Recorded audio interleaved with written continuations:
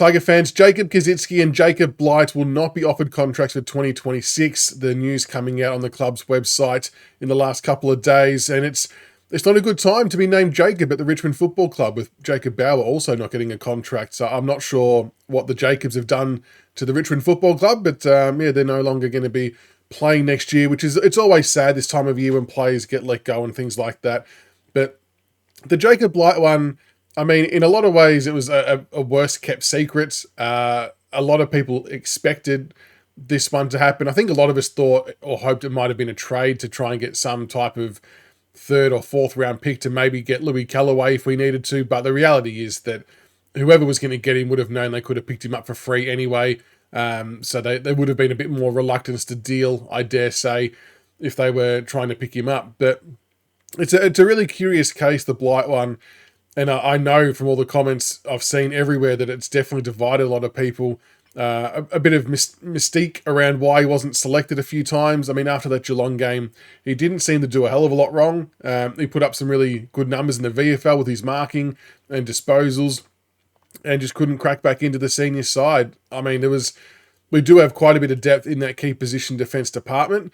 I flagged a few times I felt there was maybe alternate roles he could have played. Maybe he didn't want to play those roles. I don't know. But it definitely feels like with this one, with Jacob Blight, it feels like there's a little bit more to it behind the scenes than just a pure footy call. There's just a few things that don't make sense. And the main one being that we didn't play him again when it was reported that there was one game to go to trigger an automatic contract renewal.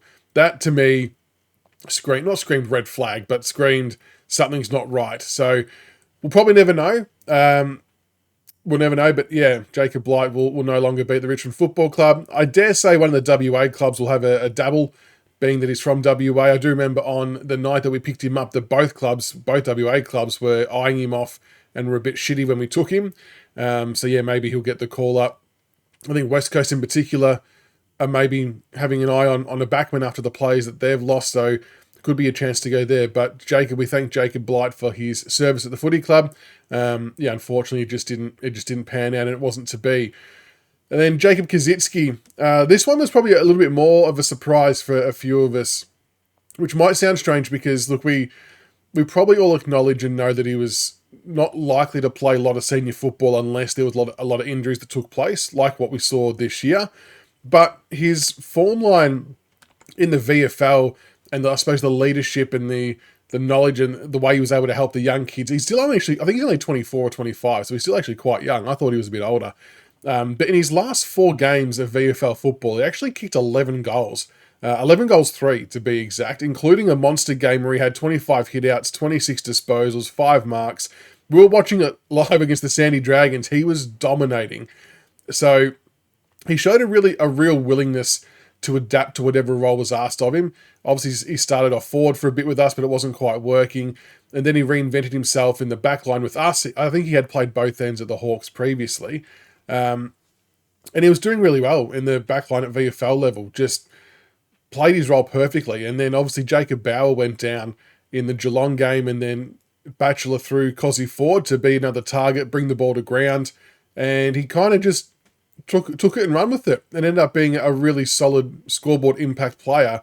And if it wasn't for the amount of key forwards that we have just drafted recently, he may have been a chance to feature in a game or two next year. But I just feel like he's probably just a little bit too far down the pecking order. But I've honestly got a lot of respect for how hard he has worked and the way he's gone about it at VFL and AFL level. No fuss. Just gets the job done at whatever level he's playing at, and was super important for me in particular with how the young defenders have developed and grown in our VFL program. So a big shout out to Cozzy for that. We thank him for his services. There has been some speculation that GWS might have been circling or showing some interest in him. I actually thought that he was contracted for 2026. I could have sworn I read that somewhere multiple times, and I've seen a few people say the same thing, but it turns out there'll be no contract in play for next year. So that is now 5 list spots open up, which is a substantial amount, but we'll jump across to the signings page and we'll see how it looks now it's updated, and we'll talk about what that might look like for the next coming months. All right, so here we are onto the contracts page. Again, thank you to RT from Big Footy who's put this together and maintained it. Super work. It makes it so easy for a one-stop shop, so make sure we show him some love. So it has been updated, obviously, with Cozzy and Blight off that list for 2025. So we've still got Hayes Brown, Tyler Young, Tyler Sonsie, Caleb Smith, and Thompson Dow. Now, like I said, we've got 5 list spots open at the moment. Now, some of those spots might be used to upgrade some rookies. So I think that's what the R will denote there, that Lafau, Trezise, Campbell Gray are all rookies. So some of those spots might get taken up there. Or they could be used in trade, draft, free agency, etc. But looking at the remaining players, my assumption will be that Hayes Brown will get a spot. I think he's done, we've said this before, I think he's done enough to get another year or two showing some good signs. Tyler Young is the one that worries me a little bit. There's a lot of strong talk now. You've all seen it and read it in regards to the Bulldogs, the Kangaroos, West Coast. I think Collingwood was sniffing as well. And from what I've heard today, the Bulldogs are more than sniffing. They are coming real hard for Tyler Young. If what was said to me is to be true in regards to the type of offer being made to us, we'd actually be almost crazy not to take it. But I'll sit on that until I want to try and get that cross-checked and confirmed before I say anything further on that part. But if what was told, is true, then you'd probably have to do it. But I do think Tyler Young is a very, very important part of our backline. I think he showed that in the games he played this year. However, I think it can be offset a little bit by the signing of Campbell Gray, who, whilst it's not officially announced by the club, it's per what John Ralph had mentioned and what we had heard as well. But Campbell Gray can definitely play that same type of role. Gibcus is coming back, although there's maybe some unknowns around Gibcus with coming back from injury, but he showed some good signs in the VFL and in that last AFL game.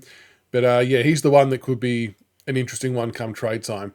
Tyler Sonsie, well, I'm still in the camp that I would offer him another year. Like, we've already got 5 list spots open. Again, you've got to be careful how deep you cut. And I know we're not talking about sort of A and A plus players like we did last year in terms of Rioli and Bolton and things like that.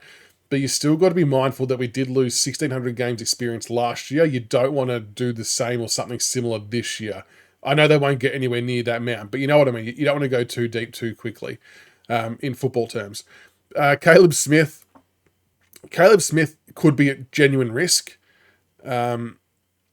It's just about the opportunity.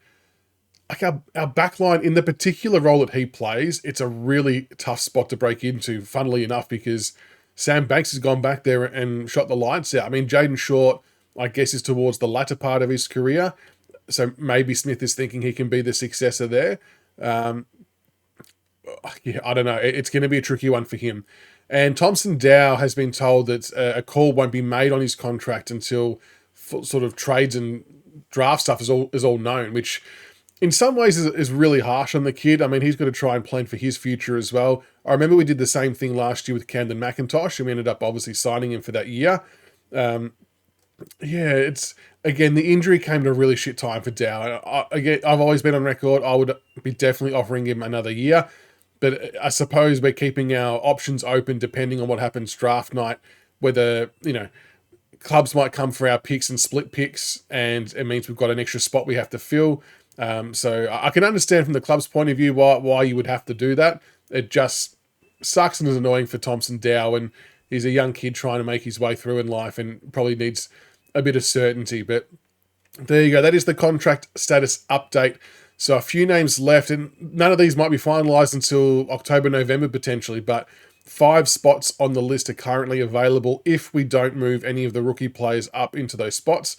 I don't know if we have to. I don't know if any of those are mandatory ones we have to move because they've been on there for X amount of years. I'll try and find all that out.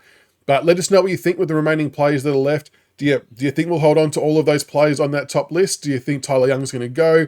Would you offer Sonsie, Dow and Smith a contract? Hayes Brown as well? Keen to hear all of your thoughts. And we'll keep you updated with more as it happens. So make sure you like and subscribe. And until next time, go Tigers.